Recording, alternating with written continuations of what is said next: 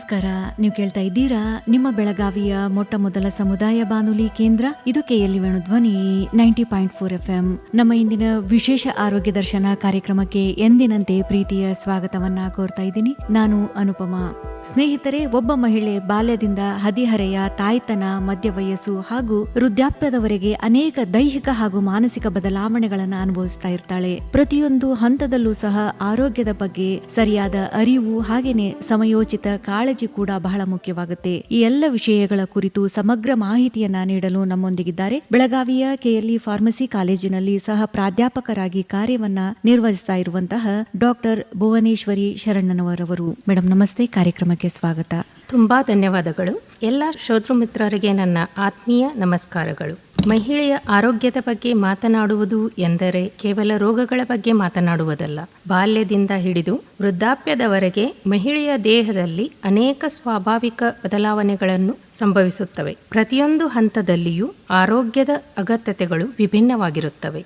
ಇಂದು ನಾವು ಹದಿಹರೆಯ, ಸಂತಾನೋತ್ಪತ್ತಿ ವಯಸ್ಸು, ಗರ್ಭಧಾರಣೆ, ತಾಯ್ತನ, ಋತುಬಂಧ ಅಥವಾ ಮೆನೋಪಾಸ್ ಅಂತ ಏನು ಹೇಳ್ತೀವಿ ಅದು, ಹಾಗೂ ವೃದ್ಧಾಪ್ಯ, ಈ ಎಲ್ಲ ಹಂತಗಳ ಮಹಿಳೆಯರು ಯಾವ ರೀತಿಯ ಆರೋಗ್ಯದ ಬಗ್ಗೆ ಗಮನ ಹರಿಸಬೇಕು ಎಂಬುದನ್ನ ಸರಳವಾಗಿ ತಿಳಿದುಕೊಳ್ಳೋಣ. ಮೇಡಮ್, ಈಗ ಮಹಿಳೆಯರ ಆರೋಗ್ಯ ಅಂತ ಬಂದಾಗ ಯಾಕೆ ನಾವು ಅದನ್ನ ವಿಶೇಷವಾಗಿ ನೋಡ್ಬೇಕಾಗುತ್ತೆ? ಯಾಕಂದ್ರೆ ಪುರುಷರ ಆರೋಗ್ಯದಂತೆ ಅಲ್ವಾ ಮಹಿಳೆಯ ಆರೋಗ್ಯ ಕೂಡ. ಮಹಿಳೆಯರ ಆರೋಗ್ಯದ ಮೇಲೆ ಪ್ರತ್ಯೇಕವಾಗಿ ಮಾತನಾಡೋದು ಯಾಕೆ ಅಗತ್ಯ ಅಂತ ತಾವು ಹೇಳ್ತೀರಾ? ಇದು ತುಂಬಾ ಒಳ್ಳೆ ಪ್ರಶ್ನೆ ಮೇಡಮ್. ಪುರುಷರಿಗಿಂತ ಮಹಿಳೆಯರ ದೇಹದಲ್ಲಿ ಹಾರ್ಮೋನುಗಳ ಬದಲಾವಣೆಗಳು ಹೆಚ್ಚಾಗುತ್ತವೆ. ಹದಿಹರೆಯ, ಮಾಸಿಕ ಋತುಚಕ್ರ, ಗರ್ಭಧಾರಣೆ, ಮಗುವಿನ ಹಾಲುಣಿಸುವ ಅವಧಿ, ಋತುಬಂಧ, ಹೀಗೆ ಪ್ರತಿಯೊಂದು ಹಂತವೂ ಆರೋಗ್ಯದ ಮೇಲೆ ಪರಿಣಾಮವನ್ನು ಬೀರುತ್ತವೆ. ಆದ್ದರಿಂದ ನಾವು ಮಹಿಳೆಯರ ಆರೋಗ್ಯವನ್ನು ಒಂದೇ ರೀತಿ ನೋಡಲು ಸಾಧ್ಯವಿಲ್ಲ. ಪ್ರತಿಯೊಂದು ಹಂತದಲ್ಲೂ ಸರಿಯಾದ ಆಹಾರ, ವ್ಯಾಯಾಮ, ಆರೋಗ್ಯ, ಅದರ ತಪಾಸಣೆ ಹಾಗೂ ಮಾನಸಿಕ ನೆಮ್ಮದಿ ಬಹಳ ಮುಖ್ಯ. ಮೇಡಮ್, ಈಗ ಹದಿಹರೆಯದ ಒಂದು ವಯಸ್ಸಿನ ಮಕ್ಕಳ ಬಗ್ಗೆ ಮಾತನಾಡೋದಾದ್ರೆ ಆ ವಯಸ್ಸಿನಲ್ಲಿ ಮಕ್ಕಳಲ್ಲಿ ಯಾವ ರೀತಿಯ ಒಂದು ಆರೋಗ್ಯ ಸಮಸ್ಯೆಗಳು ಕಂಡುಬರುತ್ತೆ ಅಂತ? ಹದಿಹರೆಯ ಎನ್ನುವುದು ದೈಹಿಕ ಮತ್ತು ಮಾನಸಿಕ ಬೆಳವಣಿಗೆಯ ಅತ್ಯಂತ ಪ್ರಮುಖ ಹಂತವಾಗಿರುತ್ತದೆ. ಈ ಸಮಯದಲ್ಲಿ ಹುಡುಗಿಯರಲ್ಲಿ ವೇಗವಾಗಿ ಬೆಳವಣಿಗೆಗಳು ಆಗುತ್ತವೆ. ಋತುಚಕ್ರ ಆರಂಭವಾಗುತ್ತದೆ. ಹಾರ್ಮೋನುಗಳಲ್ಲಿ ಬದಲಾವಣೆಗಳು ಶೀಘ್ರವಾಗಿ ಉಂಟಾಗುತ್ತವೆ. ಈ ವಯಸ್ಸಿನಲ್ಲಿ ಸಾಮಾನ್ಯವಾಗಿ ಕಂಡುಬರುವ ಸಮಸ್ಯೆಗಳೆಂದರೆ ರಕ್ತಹೀನತೆ, ಅನಿಮಿಯಾ ಅಂತ ನಾವೇನ್ ಕರಿತೀವಿ ಅದು, ಪೌಷ್ಟಿಕ ಆಹಾರದ ಕೊರತೆ, ಋತುಚಕ್ರದ ಅಸಮರ್ಪಕತೆ ಅಥವಾ ಇರ್ರೆಗ್ಯುಲರ್ ಪೀರಿಯಡ್ಸ್ ಅಂತ ನಾವೇನ್ ಕರಿತೀವಿ ಅದು, ದೈಹಿಕ ಚಟುವಟಿಕೆಯ ಕೊರತೆ, ಪರೀಕ್ಷೆಯ ಒತ್ತಡ, ಅಥವಾ ನೆಕ್ಸ್ಟ್ ಇನ್ನೊಂದಂದ್ರೆ ದೇಹದ ಮತ್ತು ರೂಪದ ಬಗ್ಗೆ ಆತಂಕ. ಈ ಸಮಯದಲ್ಲೇ ಉತ್ತಮ ಜೀವನ ಶೈಲಿಯನ್ನ ಹದಿಹರೆಯದ ವಯಸ್ಸಿನವರು ರೂಢಿಸಿಕೊಂಡರೆ ಅದು ಜೀವನ ಪೂರ್ತಿ ಅವರ ಆರೋಗ್ಯವನ್ನ ಕಾಪಾಡುತ್ತದೆ. ಮೇಡಮ್, ಈಗ ಹದಿಹರೆಯದ ಮಕ್ಕಳು ರಕ್ತಹೀನತೆಯಂತ ಬಳಲ್ತಾ ಇರ್ತಾರೆ ಅಂತ ಹೇಳಿದ್ರಿ. ಅದು ಯಾಕೆ ಹೆಚ್ಚಾಗಿ ಕಂಡು ಬರುತ್ತೆ ಮೇಡಮ್, ರಕ್ತಹೀನತೆ ಅನ್ನುವಂಥದ್ದು? ರಕ್ತಹೀನತೆ ಅಥವಾ ಅನಿಮಿಯಾ ಎನ್ನುವುದು ದೇಹದಲ್ಲಿ ಹಿಮೋಗ್ಲೋಬಿನ್ ಕಡಿಮೆಯಾದಾಗ ಕಂಡುಬರುವಂತ ಸಮಸ್ಯೆ. ಋತುಚಕ್ರದ ವೇಳೆ ರಕ್ತಸ್ರಾವವಾಗುವುದರಿಂದ ದೇಹದಲ್ಲಿನ ಕಬ್ಬಿನಾಂಶದ ಅಗತ್ಯ ಹೆಚ್ಚಾಗುತ್ತಾ ಹೋಗುತ್ತದೆ. ಆದರೆ ಅನೇಕ ಹುಡುಗಿಯರು ಕಬ್ಬಿನಾಂಶಯುಕ್ತ ಆಹಾರವನ್ನ ಸಾಕಷ್ಟು ಪ್ರಮಾಣದಲ್ಲಿ ಸರಿಯಾಗಿ ಸೇವಿಸುವುದಿಲ್ಲ. ಇಂತಹ ಕಂಡೀಷನ್ನಲ್ಲಿ ಈ ರಕ್ತಹೀನತೆಯ ಸಮಸ್ಯೆ ಬರುತ್ತದೆ. ರಕ್ತಹೀನತೆಯ ಲಕ್ಷಣಗಳು ಅಂದರೆ ಸದಾ ಆಯಾಸ, ಸುಸ್ತು, ತಲೆ ಸುತ್ತು, ಗಮನೀಕರಿಸಲು ಕಷ್ಟ ಅಥವಾ ಕಾನ್ಸಂಟ್ರೇಷನ್ ಮಾಡುವುದು ಕಷ್ಟ, ಚರ್ಮ ಬಿಳುಪಾಗುವುದು, ಮೆಟ್ಟಿಲೇರುವಾಗ ಉಸಿರಾಟದ ತೊಂದರೆ. ಒಳ್ಳೆಯ ವಿಷಯವೇನೆಂದರೆ ನಾವು ರಕ್ತಹೀನತೆಯನ್ನ ತಡೆಯಬಹುದು. ಸೊಪ್ಪುಗಳು, ರಾಗಿ, ಬೆಲ್ಲ, ಖರ್ಜೂರ, ಬೇಳೆಕಾಳುಗಳು, ಹಸಿರು ತರಕಾರಿಗಳು ಹಾಗೂ ವೈದ್ಯರ ಸಲಹೆಯಂತೆ ಕಬ್ಬಿಣದ ಮಾತ್ರೆಗಳನ್ನು ತೆಗೆದುಕೊಳ್ಳಬಹುದು. ಇದರ ಜೊತೆಗೆ ನಾವು ನೆಲ್ಲಿಕಾಯಿ, ಕಿತ್ತಳೆ, ನಿಂಬೆಹಣ್ಣು, ಸೀಬೆಹಣ್ಣು ಮುಂತಾದ ವಿಟಮಿನ್ ಸಿ ಹೆಚ್ಚು ಇರುವ ಆಹಾರಗಳನ್ನು ಸೇವಿಸಬೇಕು. ಈ ಆಹಾರಗಳು ಅಥವಾ ವಿಟಮಿನ್ ಸಿ ಕಬ್ಬಿನಾಂಶವನ್ನು ನಮ್ಮ ದೇಹದಲ್ಲಿ ಹೀರಿಕೊಳ್ಳಲು ಸಹಾಯ ಮಾಡುತ್ತದೆ. ಮೇಡಮ್, ಇನ್ನು ಋತುಚಕ್ರದ ಬಗ್ಗೆ ಮಾತನಾಡೋದಾದ್ರೆ ಬಹಳಷ್ಟು ಹುಡುಗಿಯರು ಋತುಚಕ್ರ ಅಂದ ತಕ್ಷಣ ಮುಜುಗರ ಪಟ್ಕೊಳ್ತಾ ಇರ್ತಾರೆ. ಈ ಒಂದು ಋತುಚಕ್ರದ ಬಗ್ಗೆ ಇರುವಂತಹ ತಪ್ಪು ಕಲ್ಪನೆಗಳು, ಹಾಗೇನೆ ಈ ಒಂದು ಋತುಚಕ್ರದ ಸಮಯದಲ್ಲಿ ಯಾವ ಮುನ್ನೆಚ್ಚರಿಕೆಗಳನ್ನ ಪಾಲಿಸಬೇಕು ಅಂತ ತಾವು ಹೇಳ್ತೀರಾ? ಮೊದಲನೆಯದಾಗಿ ಹೇಳಬೇಕಂದ್ರೆ ಋತುಚಕ್ರ ಎನ್ನುವುದು ಒಂದು ರೋಗ ಅಲ್ಲ. ಇದು ಪ್ರತಿಯೊಬ್ಬ ಮಹಿಳೆಯ ಜೀವನದಲ್ಲಿ ನಡೆಯುವ ಒಂದು ಸಹಜ ಕ್ರಿಯೆ. ಇದರ ಬಗ್ಗೆ ಯಾವುದೇ ನಾಚಿಕೆ ಅಥವಾ ಭಯ ಇರಬಾರದು. ಸ್ವಚ್ಛವಾದ ಸ್ಯಾನಿಟರಿ ಪ್ಯಾಡ್ಗಳು, ಮ್ಯಾನ್ಸ್ಟ್ರುವಲ್ ಕಪ್ ಅಥವಾ ವೈದ್ಯರ ಸಲಹೆಯಂತೆ ಸೂಕ್ತ ಸಾಧನಗಳನ್ನು ಬಳಸಬೇಕು. ಅವನ್ನ ಸರಿಯಾದ ಸಮಯಕ್ಕೆ ಬದಲಾಯಿಸಬೇಕು, ಇಲ್ಲಾಂದ್ರೆ ಇನ್ಫೆಕ್ಷನ್ ಆಗುವ ಸಾಧ್ಯತೆಗಳು ಇರುತ್ತದೆ. ವೈಯಕ್ತಿಕ ಸ್ವಚ್ಛತೆಗೆ ಹೆಚ್ಚಿನ ಆದ್ಯತೆಯನ್ನ ನೀಡಬೇಕು. ಅತಿಯಾದ ನೋವು, ಅತಿಯಾದ ರಕ್ತಸ್ರಾವ ಅಥವಾ ಹಲವಾರು ತಿಂಗಳುಗಳವರೆಗೆ ಋತುಚಕ್ರ ಬಾರದಿದ್ದರೆ ತಕ್ಷಣ ವೈದ್ಯರನ್ನ ಸಂಪರ್ಕಿಸಬೇಕು. ಪೋಷಕರು ಮತ್ತು ಶಿಕ್ಷಕರು ಕೂಡ ಈ ವಿಷಯದ ಬಗ್ಗೆ ಮುಕ್ತವಾಗಿ ಮಾತನಾಡುವ ವಾತಾವರಣವನ್ನ ನಿರ್ಮಿಸಬೇಕು. ಮೇಡಮ್, ಈಗ ಇತ್ತೀಚಿನ ದಿನಗಳಲ್ಲಿ ಈ ಒಂದು HPV ಲಸಿಕೆಯ ಬಗ್ಗೆ ಸಾಕಷ್ಟು ಒಂದು ಜಾಗೃತಿಯನ್ನು ಮೂಡಿಸಲಾಗ್ತಾ ಇದೆ. ಹಾಗಿದ್ರೆ ಇದರ ಮಹತ್ವ ಏನು ಮೇಡಮ್? ಇದೊಂದು ತುಂಬಾ ಮುಖ್ಯವಾದ ವಿಷಯವಾಗಿರುತ್ತದೆ. HPV ಎಂದರೆ ಹ್ಯೂಮನ್ ಪ್ಯಾಪಿಲೋಮಾ ವೈರಸ್. ಈ ವೈರಸ್ ಮುಂದೆ ಗರ್ಭಕಂಠದ ಕ್ಯಾನ್ಸರ್ಗೆ ಮಹಿಳೆಯರಲ್ಲಿ ಇದು ಕಾರಣವಾಗುತ್ತದೆ. ಸರಿಯಾದ ವಯಸ್ಸಿನಲ್ಲಿ, ಅಂದರೆ ಮದುವೆಗಿಂತ ಮುಂಚೆ ಅಥವಾ ಹದಿಹರೆಯದ ವಯಸ್ಸಿನಲ್ಲಿ ಈ ಲಸಿಕೆಯನ್ನ, HPV ಲಸಿಕೆಯನ್ನ ಕೊಟ್ಟರೆ ನಾವು ಗರ್ಭಕಂಠದ ಕ್ಯಾನ್ಸರ್ ಅನ್ನು, ಅದರ ಅಪಾಯವನ್ನು ಬಹಳ ಮಟ್ಟಿಗೆ ಕಡಿಮೆ ಮಾಡಬಹುದು. ಆದ್ದರಿಂದ ನಾನು ವಿಶೇಷವಾಗಿ ವಿನಂತಿ ಮಾಡುವುದೇನೆಂದರೆ, ಎಲ್ಲಾ ಪೋಷಕರು ತಮ್ಮ ಹೆಣ್ಣು ಮಕ್ಕಳಿಗೆ ವೈದ್ಯರ ಸಲಹೆಯಂತೆ ಈ ಲಸಿಕೆಯನ್ನ ನೀಡುವ ಬಗ್ಗೆ ಗಮನ ಹರಿಸಬೇಕು. ರೋಗ ಬಂದ ನಂತರ ಚಿಕಿತ್ಸೆ ಪಡೆಯುವುದಕ್ಕಿಂತ ರೋಗ ಬರದಂತೆ ತಡೆಯುವುದು ಬಹಳ ಉತ್ತಮ. ಮೇಡಮ್, ಈಗ ಹದಿಹರೆಯದ ಮಕ್ಕಳ ಒಂದು ಆಹಾರದ ಬಗ್ಗೆ ಮಾತನಾಡೋದಾದ್ರೆ, ಆ ವಯಸ್ಸಿನಲ್ಲಿ ಆಹಾರದ ಮಹತ್ವ ಎಷ್ಟಿದೆ ಮೇಡಮ್? ಇದು ಅತ್ಯಂತ ಮಹತ್ವದ ವಿಷಯ. ಹದಿಹರೆಯದಲ್ಲಿ ದೇಹದ ಬೆಳವಣಿಗೆ ವೇಗವಾಗಿ ನಡೆಯುವುದರಿಂದ ಪೌಷ್ಟಿಕ ಆಹಾರದ ಅಗತ್ಯ ತುಂಬಾ ಇರುತ್ತದೆ. ಪ್ರತಿದಿನ ಹಣ್ಣುಗಳು, ತರಕಾರಿಗಳು, ಹಾಲು ಅಥವಾ ಕ್ಯಾಲ್ಸಿಯಂ ಯುಕ್ತ ಆಹಾರ, ಬೇಳೆಕಾಳುಗಳು, ಧಾನ್ಯಗಳು ಹಾಗೂ ಸಾಕಷ್ಟು ನೀರನ್ನ ಕೂಡ ಸೇವಿಸಬೇಕು. ಜಂಕ್ ಫುಡ್, ಪ್ಯಾಕೇಜ್ಡ್ ಫುಡ್, ತಂಪು ಪಾನೀಯಗಳು ಅಥವಾ ಅತಿಯಾಗಿ ಸಂಸ್ಕರಿಸಿದ ಆಹಾರಗಳನ್ನು ಸಾಧ್ಯವಾದಷ್ಟು ಕಡಿಮೆ ಮಾಡಬೇಕು. ಮೇಡಮ್, ಈಗ ಈ ಒಂದು ಹದಿಹರೆಯದ ಹುಡುಗಿಯರಿಗೆ ತಮ್ಮ ಒಂದು ಸಂದೇಶ ಅನ್ನೋದಾದ್ರೆ ಯಾವ ಸಂದೇಶವನ್ನ ಹೇಳಲಿಕ್ಕೆ ಇಷ್ಟಪಡ್ತೀರಾ? ಇದ್ರ ಬಗ್ಗೆ ಹೇಳಬೇಕಂದ್ರೆ, ಹದಿಹರೆಯವೇ ಆರೋಗ್ಯಕರ ಜೀವನದ ಒಂದು ಅಡಿಪಾಯ ಅಂತ ನಾವು ಹೇಳ್ಬೋದು.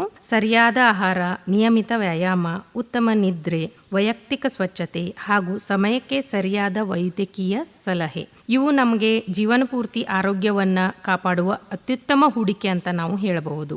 ಇಂದು ನಿಮ್ಮ ಆರೋಗ್ಯದ ಬಗ್ಗೆ ಕಾಳಜಿ ವಹಿಸಿದರೆ ನಾಳೆ ನಿಮ್ಮ ಭವಿಷ್ಯ ಇನ್ನಷ್ಟು ಸುಂದರವಾಗಿರುತ್ತದೆ ಅಂತ ನಾನು ಹದಿಹರೆಯದ ವಯಸ್ಸಿನ ಹುಡುಗಿಯರಿಗೆ ಹೇಳಬಯಸುತ್ತೇನೆ. ಮೇಡಮ್, ಈಗ ತುಂಬಾ ಸಾಮಾನ್ಯವಾಗಿ ಕೇಳಿಬರುವಂತ ಒಂದು ಸಾಮಾನ್ಯ ಸಮಸ್ಯೆ ಅಂದ್ರೆ PCOS. ಇದು ಏನು ಮೇಡಮ್? ಇದರ ಲಕ್ಷಣಗಳೇನು? ಮತ್ತೆ ಯಾಕೆ ಇತ್ತೀಚಿನ ಯುವತಿಯರಲ್ಲಿ ಈ ಒಂದು ಸಮಸ್ಯೆ ಹೆಚ್ಚಾಗಿ ಕಾಣ್ತಾ ಇದೆ ಅಂತ? PCOS ಎಂದರೆ ಪಾಲಿಸಿಸ್ಟಿಕ್ ಓವರಿ ಸಿಂಡ್ರೋಮ್. ಇದು ಸಂತಾನೋತ್ಪತ್ತಿ ವಯಸ್ಸಿನ ಮಹಿಳೆಯರಲ್ಲಿ ಸಾಮಾನ್ಯವಾಗಿ ಕಂಡುಬರುವ ಹಾರ್ಮೋನ್ ಸಂಬಂಧಿತ ಸಮಸ್ಯೆಯಾಗಿದೆ. ಇದರಲ್ಲಿ ಋತುಚಕ್ರ ಅನಿಯಮಿತವಾಗುವುದು, ಮುಖದಲ್ಲಿ ಮೊಡವೆಗಳು ಹೆಚ್ಚಾಗಿ ಕಾಣಿಸಿಕೊಳ್ಳುತ್ತವೆ, ಅನಗತ್ಯ ಕೂದಲು ಮುಖದ ಮೇಲೆ ಬೆಳೆಯೋದು, ತೂಕ ಹೆಚ್ಚಾಗುವುದು ಹಾಗೂ ಕೆಲವರಿಗೆ ಗರ್ಭಧಾರಣೆಯಲ್ಲೂ ಕೂಡ ತೊಂದರೆ ಉಂಟಾಗಬಹುದು. ಆದರೆ PCOS ಇದೆ ಅಂದ ಮಾತ್ರಕ್ಕೆ ಭಯಪಡುವ ಅವಶ್ಯಕತೆ ಏನಿಲ್ಲ.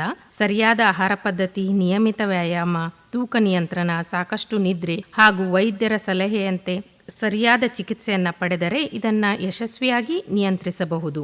ಇಂದಿನ ಊಟದ ಕ್ರಮ ಹಾಗೂ ಆಲಸಿ ಸೆಡೆಂಟ್ರಿ ಲೈಫ್ ಸ್ಟೈಲ್ ದಿಂದಾಗಿ ಹೆಚ್ಚಾಗಿ ಈ ಸಮಸ್ಯೆ ಕಂಡುಬರುತ್ತದೆ. ಸಮಯಕ್ಕೆ ಸರಿಯಾಗಿ ಚಿಕಿತ್ಸೆ ಪಡೆಯದಿದ್ದರೆ ಮುಂದಿನ ದಿನಗಳಲ್ಲಿ ಮಧುಮೇಹ ಹಾಗೂ ಹೃದಯ ಸಂಬಂಧಿ ಕಾಯಿಲೆಗಳ ಅಪಾಯ ಹೆಚ್ಚಾಗಬಹುದು. ಮೇಡಮ್, ಈಗ ಅನೇಕ ಮಹಿಳೆಯರು ಅವರಿಗೆ ಒಂದು ಋತುಚಕ್ರ ಸರಿಯಾಗಿ ಆಗ್ತಾ ಇದ್ರೆ, ಅಂದ್ರೆ ಅನಿಯಮಿತವಾಗಿ ಒಂದು ಋತುಚಕ್ರ ಆಗ್ತಾ ಇದ್ರೆ, ಜೊತೆಗೆ ನೋವೇನಾದ್ರು ಕಾಣಿಸ್ಕೊಂಡ್ರೆ ಅವರು ನಿರ್ಲಕ್ಷ್ಯ ಮಾಡ್ತಾ ಇರ್ತಾರೆ. ಇದು ಸರಿನಾ? ಕೆಲವೊಮ್ಮೆ 1 ಅಥವಾ 2 ದಿನಗಳ ವ್ಯತ್ಯಾಸ ಸಹಜವಾಗ್ತದೆ. ಆದರೆ ಹಲವಾರು ತಿಂಗಳ ಋತುಚಕ್ರವಾಗದಿದ್ರೆ, ತುಂಬಾ ಹೆಚ್ಚು ರಕ್ತಸ್ರಾವ ಆಗ್ತಾ ಇದ್ರೆ, ಅತಿ ನೋವು ಕಂಡು ಬಂದರೆ ಅಥವಾ ತುಂಬಾ ಕಡಿಮೆ ಅವಧಿಯಲ್ಲಿ ಮತ್ತೆ ಮತ್ತೆ ಋತುಚಕ್ರವಾಗ್ತಾ ಇದ್ರೆ ವೈದ್ಯರನ್ನ ಸಂಪರ್ಕಿಸುವುದು ಒಳ್ಳೆಯದು. ಇದು PCOS, ಥೈರಾಯ್ಡ್ ಸಮಸ್ಯೆ ಮತ್ತು ಹಾರ್ಮೋನುಗಳ ಅಸಮತೋಲನ ಅಥವಾ ಇಂಬ್ಯಾಲೆನ್ಸ್ ಅಥವಾ ಇತರ ಆರೋಗ್ಯ ಸಮಸ್ಯೆಗಳ ಲಕ್ಷಣವಾಗಿರಬಹುದು. ಮೇಡಮ್, ಈಗ ಮದುವೆಯಾದ ನಂತರ ಮಗುವಿನ ಬಗ್ಗೆ ಯೋಚಿಸುವಂತಹ ದಂಪತಿಗಳು, ಅಂದ್ರೆ ಗರ್ಭಧಾರಣೆಗೆ ಯೋಚನೆ ಮಾಡ್ತಾ ಇರುವಂತಹ ದಂಪತಿಗಳಿಗೆ ತಾವು ಯಾವ ಸಲಹೆಯನ್ನ ನೀಡ್ತೀರಾ? ಗರ್ಭಧಾರಣೆಯ ಆರೋಗ್ಯ ಗರ್ಭವಾದ ನಂತರವಲ್ಲ, ಅದಕ್ಕೂ ಮುಂಚೆಯಿಂದಲೇ ಆರಂಭವಾಗಬೇಕು. ಗರ್ಭಧಾರಣೆಗೆ ಸರಿಯಾಗಿ ಯೋಜನೆಯನ್ನ ಮುಂಚೆಯೇ ಮಹಿಳೆಯರು ಮಾಡಿಕೊಳ್ಳಬೇಕು. ಸಮತೋಲನಯುಕ್ತ ಪೌಷ್ಟಿಕ ಆಹಾರವನ್ನ ಸೇವಿಸಬೇಕು. ದೇಹದ ತೂಕವನ್ನ ಆರೋಗ್ಯಕರ ಮಟ್ಟದಲ್ಲಿ ಕಾಯ್ದುಕೊಳ್ಳಬೇಕು. ವೈದ್ಯರ ಸಲಹೆಯಂತೆ ಫೋಲಿಕ್ ಆಸಿಡ್ ಮಾತ್ರೆಗಳನ್ನ ಆರಂಭಿಸಬೇಕು. ಮಧುಮೇಹ, ರಕ್ತದೊತ್ತಡ ಅಥವಾ ಥೈರಾಯ್ಡ್ ಇದ್ದರೆ ಅವುಗಳನ್ನು ನಿಯಂತ್ರಣದಲ್ಲಿಟ್ಟುಕೊಳ್ಳಬೇಕು. ಧೂಮಪಾನ, ಮದ್ಯಪಾನ, ಇತರ ವ್ಯಸನಗಳಿಂದ ದೂರವಿರಬೇಕು. ಇದು ತುಂಬಾ ಮುಖ್ಯ ವಿಷಯ. ಅಗತ್ಯವಿರುವ ಲಸಿಕೆಗಳನ್ನ ಸರಿಯಾದ ಸಮಯದಲ್ಲಿ ಪಡೆದುಕೊಳ್ತಾ ಇರಬೇಕು. ಗರ್ಭಧಾರಣೆಗೆ ಮುನ್ನ ವೈದ್ಯರ ಸಲಹೆ ಪಡೆಯುವುದು ಅತ್ಯುತ್ತಮ. ಆರೋಗ್ಯವಂತ ತಾಯಿಯೇ ಆರೋಗ್ಯವಂತ ಮಗುವಿಗೆ ಜನ್ಮ ನೀಡಲು ಸಾಧ್ಯ. ಆದ್ದರಿಂದ ಮಹಿಳೆ ಗರ್ಭಧಾರಣೆಯ ಮುಂಚೆ ವೈದ್ಯರನ್ನ ಒಂದು ಸಾರಿ ಸಂಪರ್ಕಿಸುವುದು ತುಂಬಾ ಮುಖ್ಯ. ಸ್ನೇಹಿತರೆ, ನಮ್ಮ ಇಂದಿನ ವಿಶೇಷ ಆರೋಗ್ಯ ದರ್ಶನ ಕಾರ್ಯಕ್ರಮದಲ್ಲಿ ಈಗ ಚಿಕ್ಕದೊಂದು ವಿರಾಮ.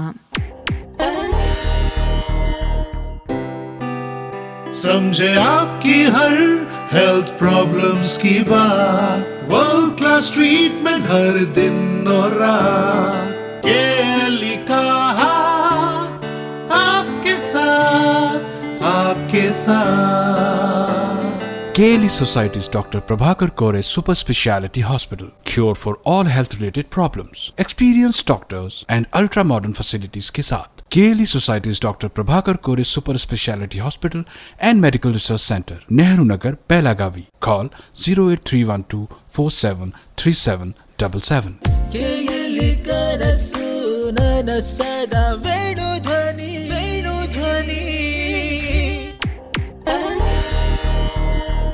ವಿರಾಮದ ನಂತರ ಮತ್ತೆ ಸ್ವಾಗತ. ನೀವು ಕೇಳ್ತಾ ಇದ್ದೀರಾ, ಇದು ಕೆಎಲ್ಇ ವೇಣುಧ್ವನಿ 90.4 FM. ನಮ್ಮ ಇಂದಿನ ವಿಶೇಷ ಆರೋಗ್ಯ ದರ್ಶನ ಕಾರ್ಯಕ್ರಮದಲ್ಲಿ ಜೀವನದ ವಿವಿಧ ಹಂತಗಳಲ್ಲಿ ಮಹಿಳೆಯ ಆರೋಗ್ಯ ಈ ವಿಷಯದ ಕುರಿತು ಮಾಹಿತಿಯನ್ನ ಹಂಚಿಕೊಳ್ತಾ ಇದ್ದಾರೆ ಬೆಳಗಾವಿಯ ಕೆಎಲ್ಇ ಫಾರ್ಮಸಿ ಕಾಲೇಜಿನಲ್ಲಿ ಸಹ ಪ್ರಾಧ್ಯಾಪಕರಾಗಿ ಕಾರ್ಯವನ್ನ ನಿರ್ವಹಿಸ್ತಾ ಇರುವಂತಹ ಡಾಕ್ಟರ್ ಭುವನೇಶ್ವರಿ ಶರಣ್ಣವರು. ಮೇಡಮ್, ಇನ್ನು ಈಗ ಗರ್ಭಧಾರಣೆಯ ಒಂದು ಅವಧಿಯಲ್ಲಿ ಮಹಿಳೆಯರು ಯಾವ ಒಂದು ಮುನ್ನೆಚ್ಚರಿಕಾ ಕ್ರಮಗಳನ್ನ ಅನುಸರಿಸಬೇಕು ಅಂತ? ಗರ್ಭಧಾರಣೆ ಎನ್ನುವುದು ಮಹಿಳೆಯ ಜೀವನದ ಅತ್ಯಂತ ಸಂತೋಷದ ಕ್ಷಣಗಳಲ್ಲಿ ಒಂದು. ಆದರೆ ಈ ಅವಧಿಯಲ್ಲಿ ನಿಯಮಿತ ವೈದ್ಯಕೀಯ ತಪಾಸಣೆಯನ್ನ ಹೆಚ್ಚಾಗಿ ಮಹಿಳೆಯರು ಕಡೆಗಣಿಸ್ತಾರೆ. ಹಾಗೆ ಮಾಡಬಾರ್ದು. ಸಮಯಕ್ಕೆ ಸರಿಯಾಗಿ ವೈದ್ಯಕೀಯ ತಪಾಸಣೆಯನ್ನ ಮಾಡಿಸಿಕೊಳ್ತಾ ಇರಬೇಕು. ಕಬ್ಬಿನಾಂಶ, ಕ್ಯಾಲ್ಸಿಯಂ ಹಾಗೂ ಪ್ರೋಟೀನ್ ಯುಕ್ತ ಆಹಾರ ಸೇವಿಸ್ತಾ ಇರಬೇಕು. ಹಣ್ಣುಗಳು, ತರಕಾರಿಗಳು ಹಾಗೂ ಸಾಕಷ್ಟು ನೀರನ್ನು ಸೇವಿಸಬೇಕು. ವೈದ್ಯರ ಸಲಹೆಯಂತೆ ಸಣ್ಣ ಪುಟ್ಟ ವ್ಯಾಯಾಮ ಅಥವಾ ನಡಿಗೆಯನ್ನ ಮಾಡಬೇಕು. ಸಾಕಷ್ಟು ವಿಶ್ರಾಂತಿಯನ್ನ ಪಡೆಯಬೇಕು. ವೈದ್ಯರು ಸೂಚಿಸಿದ ಮಾತ್ರೆಗಳು ಮತ್ತು ಪೂರಕ ಆಹಾರಗಳನ್ನು ತಪ್ಪದೇ ಸೇವಿಸಬೇಕು. ಅಷ್ಟೇ ಅಲ್ಲ, ಕುಟುಂಬದ ಸದಸ್ಯರೂ ಕೂಡ ಗರ್ಭಿಣಿಗೆ ಪ್ರೀತಿ, ಕಾಳಜಿ ಮತ್ತು ಮಾನಸಿಕ ಬೆಂಬಲ ನೀಡುವುದು ಬಹಳ ಮುಖ್ಯವಾಗುತ್ತದೆ. ಮೇಡಮ್, ಈಗ ಮಗು ಹುಟ್ಟಿದ ನಂತರ ತಾಯಿಯ ಆರೋಗ್ಯಕ್ಕೂ ಅಷ್ಟೇ ಮಹತ್ವ ಇದೆ. ಹಾಗಾಗಿ ಮಗುವಿನ ಜನನದ ನಂತರ ಸ್ತನಪಾನದ ಮಹತ್ವ ಏನು ಅಂತ? ತಾಯಿಯ ಹಾಲು ಮಗುವಿಗೆ ಪ್ರಕೃತಿಯ ಅತ್ಯಮೂಲ್ಯ ಕೊಡುಗೆ. ಇದೆಲ್ಲ ನಮಗೆ ಗೊತ್ತೇ ಇದೆ. ಮೊದಲ 6 ತಿಂಗಳು ಮಗುವಿಗೆ ತಾಯಿಯ ಹಾಲೇ ಅತ್ಯುತ್ತಮ ಆಹಾರ. ಇದರಲ್ಲಿ ಮಗುವಿನ ಬೆಳವಣಿಗೆಗೆ ಬೇಕಾದ ಎಲ್ಲಾ ಪೋಷಕಾಂಶಗಳು ಹಾಗೂ ಸೋಂಕುಗಳಿಂದ ರಕ್ಷಿಸುವ ಪ್ರತಿರೋಧಕ ಶಕ್ತಿಯ ಅಂಶಗಳಿವೆ. ತಾಯಿಗೂ ಸ್ತನ್ಯಪಾನದಿಂದ ಅನೇಕ ಪ್ರಯೋಜನಗಳಿವೆ. ಇದು ಹೆರಿಗೆಯ ನಂತರ ದೇಹ ಬೇಗ ಚೇತರಿಸಿಕೊಳ್ಳಲು ಸಹಾಯ ಮಾಡುತ್ತದೆ ಹಾಗೂ ಮುಂದಿನ ದಿನಗಳಲ್ಲಿ ಸ್ತನ ಕ್ಯಾನ್ಸರ್ ಮತ್ತು ಅಂಡಾಶಯದ ಕ್ಯಾನ್ಸರ್ ಅನ್ನು ಕಡಿಮೆ ಮಾಡಲು ಕೂಡ ಸಹಕಾರಿ ಮಾಡುತ್ತದೆ. ಮೇಡಮ್, ಈಗ ಕುಟುಂಬ ಯೋಜನೆ ಅಥವಾ ಗರ್ಭ ನಿರೋಧಕ ವಿಧಾನಗಳ ಬಗ್ಗೆ ಇನ್ನು ಹಲವರಿಗೆ ಮುಕ್ತವಾಗಿ ಅದರ ಬಗ್ಗೆ ಮಾತನಾಡೋದಕ್ಕೆ ಮುಜುಗರ ಅಂತ ಇದೆ. ಇದರ ಬಗ್ಗೆ ತಮ್ಮ ಅಭಿಪ್ರಾಯ ಏನು ಅಂತ? ಕುಟುಂಬ ಯೋಜನೆ ಎನ್ನುವುದು ಕೇವಲ ಮಕ್ಕಳ ಸಂಖ್ಯೆಯನ್ನ ನಿಯಂತ್ರಿಸುವುದಷ್ಟೇ ಅಲ್ಲ. ಇದು ತಾಯಿ ಮತ್ತು ಮಗುವಿನ ಆರೋಗ್ಯವನ್ನು ಕಾಪಾಡುವ ಒಂದು ಪ್ರಮುಖ ಕ್ರಮ. ಇಂದು ಸುರಕ್ಷಿತ ಹಾಗೂ ಪರಿಣಾಮಕಾರಿ ಗರ್ಭ ನಿರೋಧಕ ವಿಧಾನಗಳು ಸಾಕಷ್ಟು ಲಭ್ಯವಿವೆ. ಯಾವ ವಿಧಾನ ಸೂಕ್ತ ಎಂಬುದನ್ನು ವೈದ್ಯರ ಸಲಹೆಯಂತೆ ಆಯ್ಕೆ ಮಾಡಿಕೊಳ್ಳಬೇಕು. ವಿಶೇಷವಾಗಿ ಕಾಂಡೋಮ್ಗಳು ಅನಗತ್ಯ ಗರ್ಭಧಾರಣೆಯನ್ನು ತಡೆಯುವುದರ ಜೊತೆಗೆ ಲೈಂಗಿಕವಾಗಿ ಹರಡುವ ಸೋಂಕುಗಳ ಅಪಾಯವನ್ನು ಕೂಡ ಕಡಿಮೆ ಮಾಡುತ್ತವೆ. ಮೇಡಮ್, ಈಗ ಮಹಿಳೆಗೆ ಹೇಗೆ ಒಂದು ದೈಹಿಕ ಆರೋಗ್ಯ ಎಷ್ಟು ಮುಖ್ಯನೋ ಅದೇ ರೀತಿ ಮಾನಸಿಕ ಆರೋಗ್ಯ ಕೂಡ ಅಷ್ಟೇ ಮುಖ್ಯವಾಗುತ್ತೆ. ಅಂತಹ ಸಂದರ್ಭದಲ್ಲಿ ಅವಳ ಒಂದು ಮಾನಸಿಕ ಆರೋಗ್ಯದ ಮಹತ್ವದ ಕುರಿತು ಮಾತನಾಡೋದಾದ್ರೆ? ನೀವು ಹೇಳುವುದು ತುಂಬಾ ಸರಿಯಾಗಿದೆ. ಮಾನಸಿಕ ಆರೋಗ್ಯವು ದೈಹಿಕ ಆರೋಗ್ಯದಷ್ಟೇ ಮುಖ್ಯ. ಇಂದಿನ ಮಹಿಳೆ ಮನೆಯ ಜವಾಬ್ದಾರಿ, ಉದ್ಯೋಗ, ಮಕ್ಕಳ ಆರೋಗ್ಯ ಹಾಗೂ ಸಾಮಾಜಿಕ ಹೊಣೆಗಾರಿಕೆಗಳನ್ನ ಸಮತೋಲನಗೊಳಿಸುತ್ತಾಳೆ. ಈ ಎಲ್ಲದರ ನಡುವೆ ತನ್ನ ಆರೋಗ್ಯವನ್ನು ಮರೆತು ಬಿಡುವುದು ಸಾಮಾನ್ಯ. ಒತ್ತಡ, ಆತಂಕ, ಖಿನ್ನತೆ ಅಥವಾ ಆಯಾಸ ಕಂಡುಬಂದರೆ ಅದನ್ನು ನಿರ್ಲಕ್ಷಿಸಬಾರದು. ಕುಟುಂಬದವರೊಂದಿಗೆ ಮಾತನಾಡಬೇಕು. ಆಪ್ತ ಸ್ನೇಹಿತರ ಸಲಹೆ ಪಡೆಯಬೇಕು. ಅಗತ್ಯವಿದ್ದರೆ ಮನೋವೈದ್ಯರ ಅಥವಾ ತಜ್ಞರ ಸಲಹೆ ಪಡೆಯಬೇಕು. ಸಹಾಯ ಕೇಳುವುದು ದುರ್ಬಲತೆಯಲ್ಲ, ಅದು ಪ್ರಬುದ್ಧತೆಯ ಒಂದು ಲಕ್ಷಣ. ಮೇಡಮ್, ಈಗ ತಾವು ಯುವತಿಯರಲ್ಲಿ ಕಾಣಿಸಿಕೊಳ್ಳುವಂತಹ ಒಂದು ಋತುಚಕ್ರದ ಬಗ್ಗೆ, ಹಾಗೆ PCOS ಬಗ್ಗೆ, ಗರ್ಭಧಾರಣೆಯ ಬಗ್ಗೆ, ಗರ್ಭಧಾರಣೆಯ ನಂತರ ಮಗುವಾದ ನಂತರ ಸ್ತನಪಾನದ ಮಹತ್ವದ ಬಗ್ಗೆ ತಿಳಿಸ್ಕೊಟ್ರಿ. ಈಗ ಈ ಯುವತಿಯರಿಗೆ ತಮ್ಮ ಸಂದೇಶ ಅನ್ನೋದಾದ್ರೆ ಯಾವ ಸಂದೇಶವನ್ನ ನೀಡ್ತೀರಾ?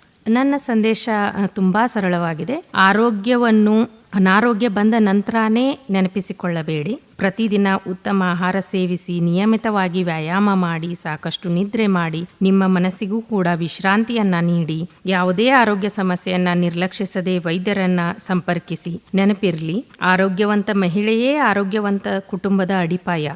ಆರೋಗ್ಯವಂತ ಕುಟುಂಬವೇ ಆರೋಗ್ಯವಂತ ಸಮಾಜದ ನಿರ್ಮಾಣಕ್ಕೆ ಕಾರಣವಾಗುತ್ತದೆ. ಮೇಡಮ್, ಈಗ ಪ್ರತಿಯೊಂದು ಮಹಿಳೆಯ ಜೀವನದಲ್ಲಿ ಒಂದು ಸಹಜವಾಗಿ ಬರುವ ಮತ್ತೊಂದು ಪ್ರಮುಖ ಹಂತ ಅಂದ್ರೆ ಅದು ಋತುಬಂಧ ಅಥವಾ ಮೆನೋಪಾಸ್. ಈ ಕುರಿತು ಋತುಬಂಧ ಅಂದ್ರೆ ಏನು ಅಂತ. ಋತುಬಂಧವು ಅಥವಾ ಮೆನೋಪಾಸ್ ಎಂಬುದು ಮಹಿಳೆಯರ ಜೀವನದಲ್ಲಿ ಸಂಭವಿಸುವ ಇನ್ನೊಂದು ಸಹಜ ಜೈವಿಕ ಪ್ರಕ್ರಿಯೆ.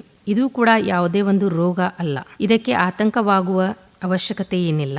ಸಾಮಾನ್ಯವಾಗಿ 45ರಿಂದ 55 ವರ್ಷದ ನಡುವಿನ ವಯಸ್ಸಿನಲ್ಲಿ ಋತುಚಕ್ರ ಶಾಶ್ವತವಾಗಿ ನಿಲ್ಲುತ್ತದೆ. ಇದನ್ನು ಋತುಬಂಧ ಎಂದು ಕರೆಯಲಾಗುತ್ತದೆ. ಮೊದಲನೆಯದಾಗಿ ನಾನು ಹೇಳಬೇಕೆಂದಿರುವುದು ಏನೆಂದರೆ, ಈಗಾಗಲೇ ಹೇಳಿದಂತೆ ಋತುಬಂಧ ಅನ್ನುವುದು ಒಂದು ರೋಗವಲ್ಲ. ಇದು ಮಹಿಳೆಯ ಜೀವನದ ಒಂದು ಹೊಸ ಹಂತದ ಆರಂಭ. ಆದರೆ ಈ ಸಮಯದಲ್ಲಿ ಹಾರ್ಮೋನುಗಳಲ್ಲಿ ಉಂಟಾಗುವ ಬದಲಾವಣೆಗಳಿಂದ ಮಹಿಳೆಯರು ಕೆಲವು ದೈಹಿಕ ಹಾಗೂ ಮಾನಸಿಕ ಸಮಸ್ಯೆಗಳನ್ನು ಎದುರಿಸ್ತಾರೆ.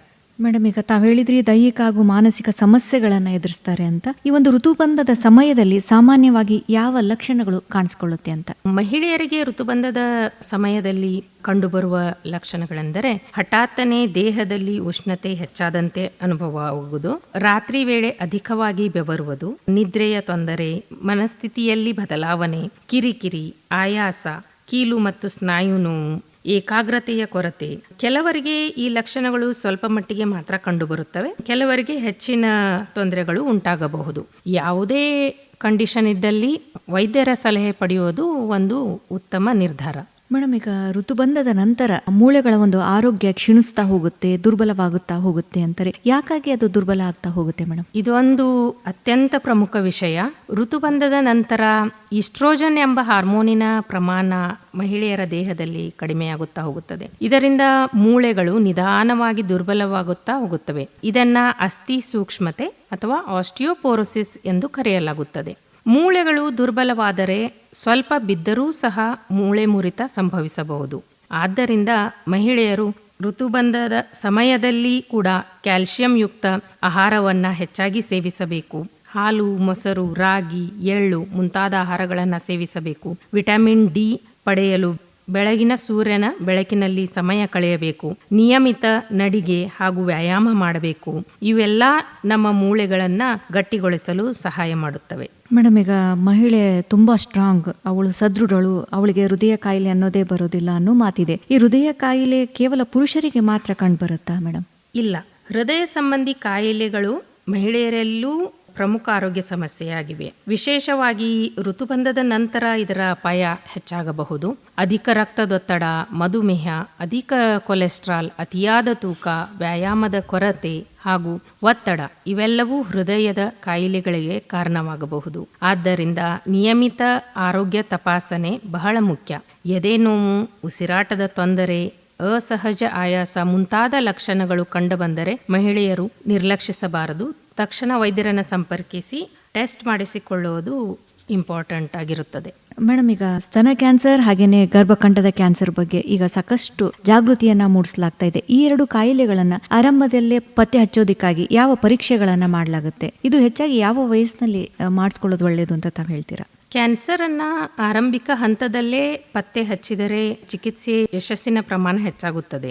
ಮಹಿಳೆಯರು ವಿಶೇಷವಾಗಿ 2 ವಿಷಯಗಳ ಕಡೆಗೆ ಗಮನವನ್ನು ಕೊಡಬೇಕು. ಮೊದಲನೆಯದು ಗರ್ಭಕಂಠದ ಕ್ಯಾನ್ಸರ್ ತಪಾಸಣೆ. ವೈದ್ಯರ ಸಲಹೆಯಂತೆ ಪ್ಯಾಪ್ಸ್ಮಿಯರ್ ಮತ್ತು ಇತರ ಪರೀಕ್ಷೆಗಳನ್ನು ಮಾಡಿಸಿಕೊಳ್ಳಬಹುದು.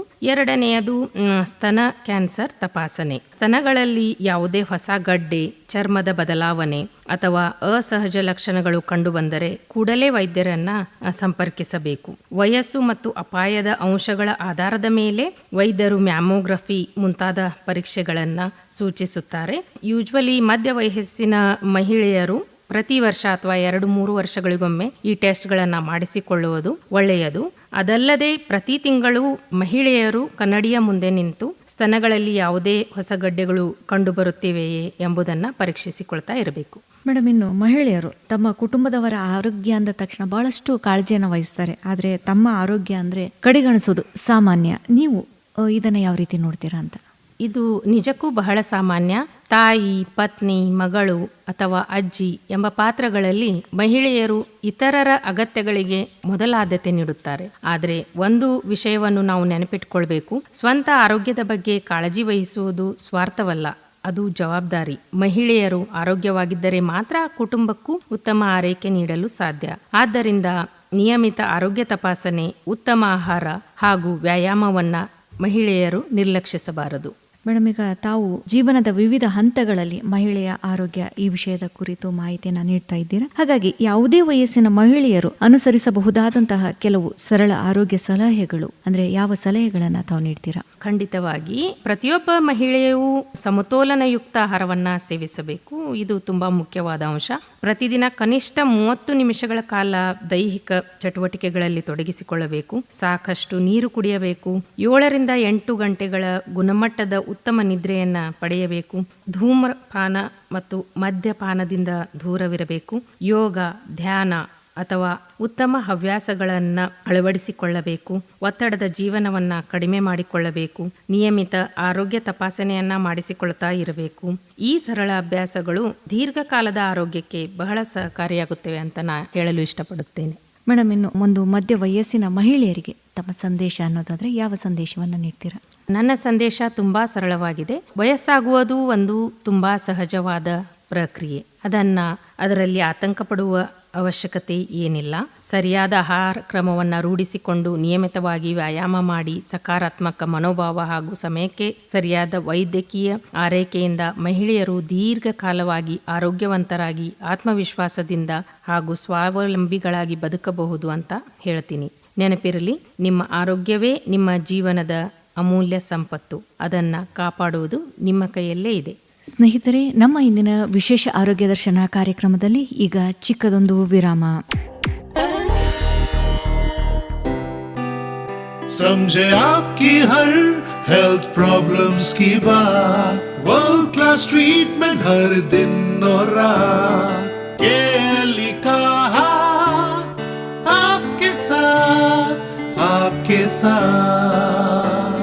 KLE Society's Dr. Prabhakar Kore Super Speciality Hospital. Cure for all health related problems. Experienced doctors and ultra modern facilities के साथ KLE Society's Dr. Prabhakar Kore Super Speciality Hospital and Medical Research Center, Nehru Nagar, Belagavi. Call 08312 473777. KLE ಕನಸು ನನ್ನ ಸದಾ ವೇಣುಧ್ವನಿ.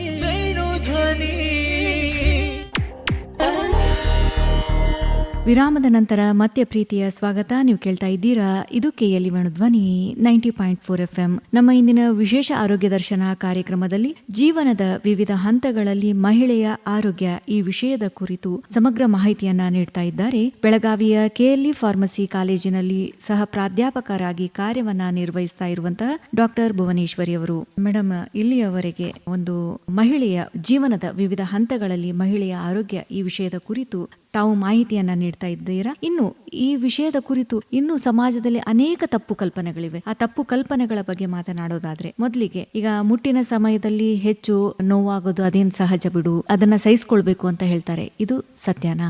ಸಾಮಾನ್ಯವಾಗಿ ಸ್ವಲ್ಪ ನೋವು ಇರುವುದು ಸಹಜ. ಆದರೆ ತೀವ್ರವಾದ ನೋವು, ಶಾಲೆ, ಕಾಲೇಜು ಅಥವಾ ಕೆಲಸಕ್ಕೆ ಹೋಗಲು ಸಾಧ್ಯವಾಗದಷ್ಟು ತೊಂದರೆ, ಅತಿಯಾದ ರಕ್ತಸ್ರಾವ ಅಥವಾ ಪ್ರತಿ ತಿಂಗಳು ನೋವು ಹೆಚ್ಚಾಗುತ್ತಿದ್ದರೆ ಅದನ್ನ ನಿರ್ಲಕ್ಷಿಸಬಾರದು.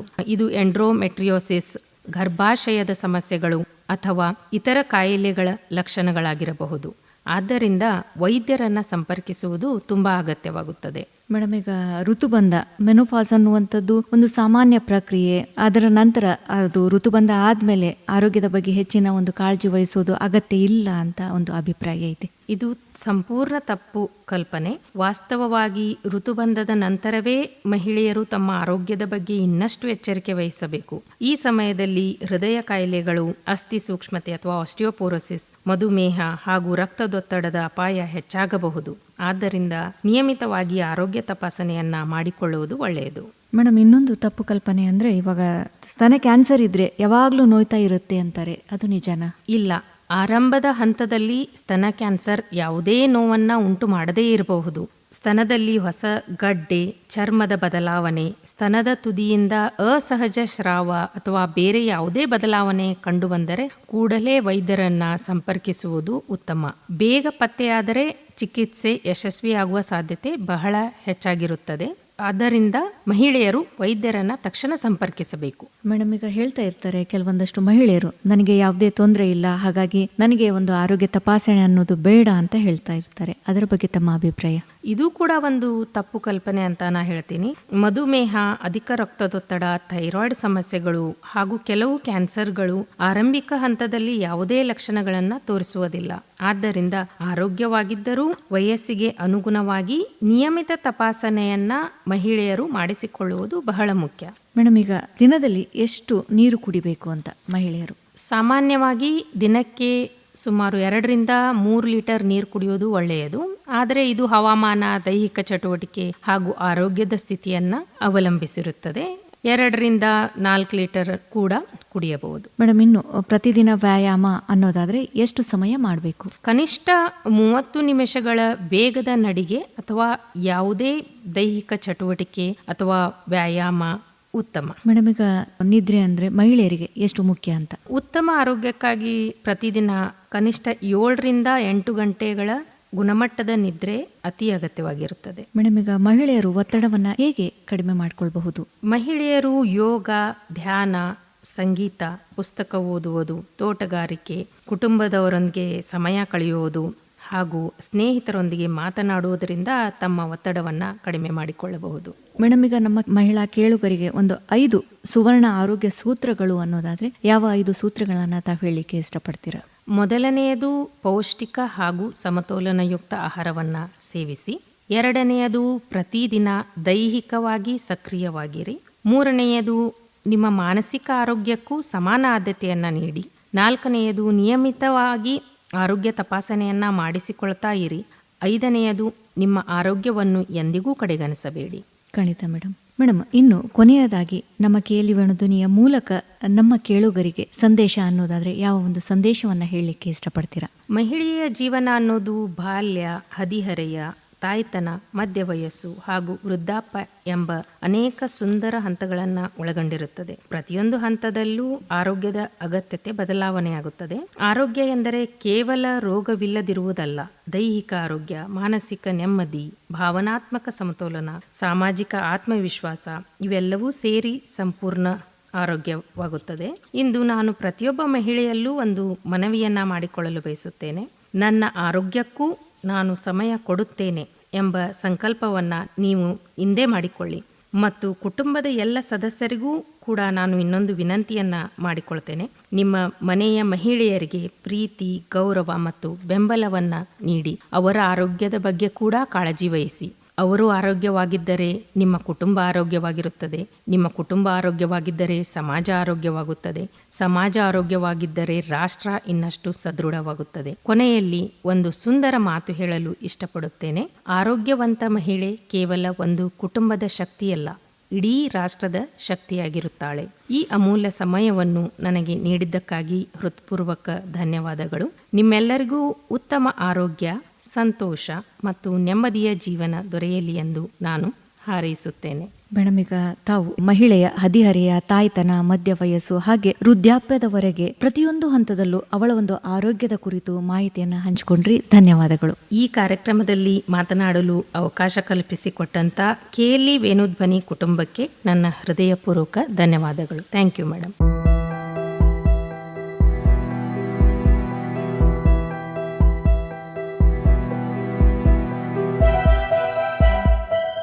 ಸ್ನೇಹಿತರೆ, ಇದಾಗಿತ್ತು ನಮ್ಮ ಇಂದಿನ ವಿಶೇಷ ಆರೋಗ್ಯ ದರ್ಶನ ಕಾರ್ಯಕ್ರಮದಲ್ಲಿ ಮಹಿಳೆಯ ಜೀವನದ ವಿವಿಧ ಹಂತಗಳಲ್ಲಿ ಅವಳ ಆರೋಗ್ಯ ಈ ವಿಷಯದ ಕುರಿತು ಸಮಗ್ರ ಮಾಹಿತಿಯನ್ನ ಹಂಚಿಕೊಂಡವರು ಬೆಳಗಾವಿಯ ಕೆಎಲ್ಇ ಫಾರ್ಮಸಿ ಕಾಲೇಜಿನಲ್ಲಿ ಸಹ ಪ್ರಾಧ್ಯಾಪಕರಾಗಿ ಕಾರ್ಯವನ್ನ ನಿರ್ವಹಿಸ್ತಾ ಇರುವಂತಹ ಡಾಕ್ಟರ್ ಭುವನೇಶ್ವರಿ ಅವರು. ಕಾರ್ಯಕ್ರಮದ ಕುರಿತು ನಿಮ್ಮ ಅನಿಸಿಕೆ, ಅಭಿಪ್ರಾಯ ಏನೇ ಇದ್ದರೂ ನಮಗೆ ತಿಳಿಸಬಹುದು. ನಮ್ಮ ದೂರವಾಣಿ ಸಂಖ್ಯೆ 9019904904. ಮತ್ತೊಂದು ವಿಶೇಷ ಆರೋಗ್ಯ ದರ್ಶನ ಕಾರ್ಯಕ್ರಮದೊಂದಿಗೆ ಮತ್ತೆ ಭೇಟಿ. ಹೀಗೆ ಕೇಳ್ತಾ ಇರಿ. ಇದು ಕೆಎಲ್ಇ ವೇಣುಧ್ವನಿ 90.4 FM. ನಮಸ್ಕಾರ.